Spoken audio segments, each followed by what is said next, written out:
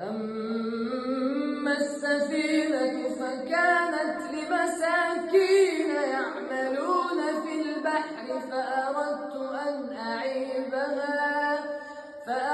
أن أعيبها وكان وراءهم ملك